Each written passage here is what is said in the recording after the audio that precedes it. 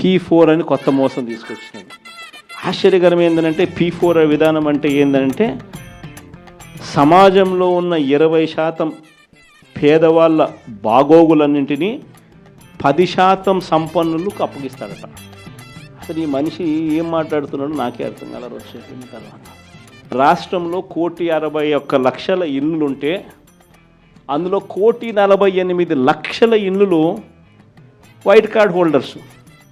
అంటే ఎంత పర్సెంటేజ్? 1,61,00,000కు 1,48,00,000 అంటే దాదాపుగా 90% ఇన్కమ్ ట్యాక్సులు కట్టే వాళ్ళు ఎంత అంటే కేవలం 8,60,000 మంది మాత్రమే ఇన్కమ్ ట్యాక్సులు రాష్ట్రంలో కడతా ఉన్నారు.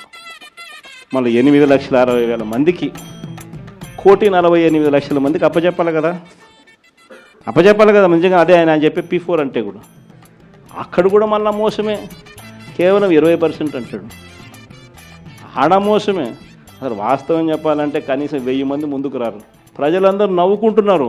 ఈయన మాట్లాడేటప్పుడు ఏకంగా మీటింగ్లో నుంచి మనుషులు కూడా వెళ్ళిపోతా ఉన్నారు. ఎన్ని రేషన్ కార్డులు ఉన్నాయో తెలియదు, వైట్ రేషన్ కార్డుకి అర్థం ఏమిటో తెలియదు, ఎంతమంది రాష్ట్రంలో ఇన్కమ్ ట్యాక్స్లు కడతా ఉన్నారో కూడా తెలీదు అనడం కూడా తప్పు. తెలుసు కానీ మోసం.